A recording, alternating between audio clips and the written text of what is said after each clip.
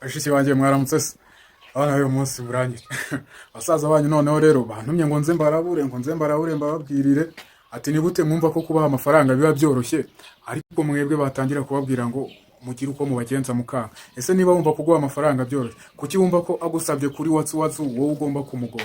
Ese uribaza abaguhaye amafaranga uri mushiki we, uri umubyeyi we, uri nyirasenge, mwagiye mushyira mu bwenge ariko none se kuki we agusaba ntumuhe mu buryo bworoshye? Aho niko bantumye ntuze kunyumva nabi, duhure muri comment umbwira uko ubyumva n'icyo namwe ndi bubabwirire, ubundi ukore follow kugira ngo tujye dukomeza twibanire. Ciao ciao. Mumeze mutese. Uyu munsi nibwirire rero abantu mukoresha imbuga nkoranyambaga. Imbuga nkoranyambaga ni ahantu ho gushyira ibintu ushaka ko abantu bareba cyangwa se bumva. Imbuga nkoranyambaga ntago ari ahantu ho gushyira ibintu cyangwa se video z'ubuzima bwawe. Reka nkwibarize, ese yemuko ufashe ifoto yawe washyize imikondo hanze, ibibero byose biri hanze, iyo foto ntuyisiba ntizasibama. Tujye twibukiranya ko ibi bintu dushyiraho bidasibama.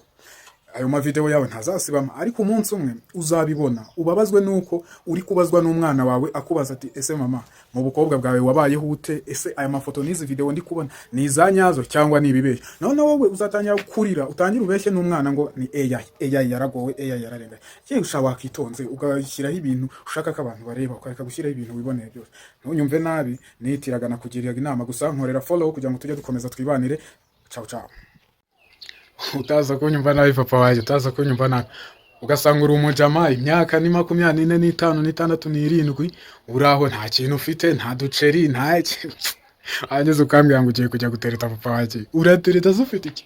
Urateretesha iki? Kaba abana b'i Kigali bakunda ibiceri ngo bakunda ibiceri kuruta mwe, niyo makuru mfite ariko ibi urajya gutereta ujyanye. Shagerageza ushaka uduceri twawe witurize musaza. Umwe yigeze kuvuga ati iyo wimereye neza ati satana gushakira umukunzi. Ibyo sinjye wabivuze n'abantu babivuze. Gerageza ushaka ibiceri niba ukennye wijya gutereta wazo, nzakubwire kugeza ryari. Gusa igihe ari cyo nuko nzakubwira mpaka. Nkorera follow tujye dukomeza twibanire. Uyu yari wagwana umuhungu wawe utanyumva nabi nihitira.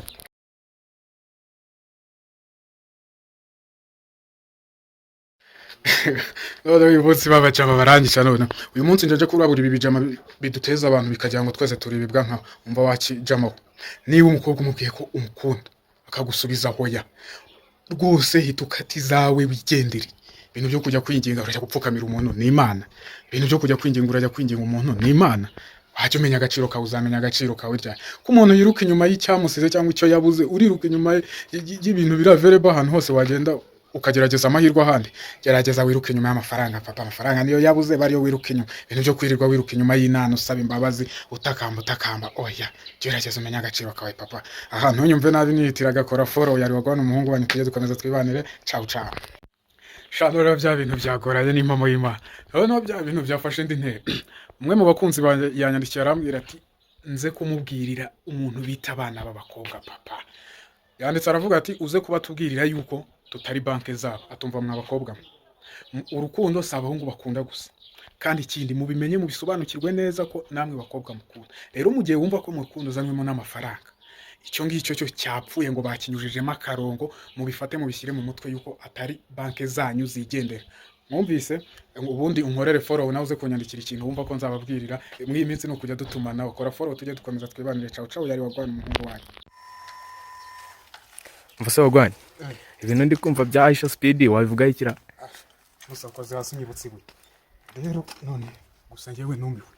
Abanyarwanda aba-influencer bacu urwego rwabo twarubonye. Ese sha ntawe ngo ni chef Taxer. Wowe urifata ukajya imbere y'abantu ukarira. Umuntu umugabo ararira. Ngo bakubuje guhura na Aisha Speed. Uriya mwana yarakoze papa. Gusa nyine urwego rwanyu mwarutweretse nimukora ibyanyu namwe ku rwego ruri international bazabamenye. Kuki uriya byaturutse mu gukora nawe kora bazakumenye, nawe nujya hanze bazakurwanira. Wirwanira kujya guhura n'umuntu mugenzi wawe. Ariya n'imbaraga z'amaboko ye kuriya yarakoze nawe kora bizaza. Sibyo washakaga kumenya. Gusa ntimunyumve nabi nihitiraga mwana. Mukore follow uyu ni wagwana umuhungu wanyu tujye dukomeza tubane muri ya gahunda yanze ababwira paka. Ciao ciao.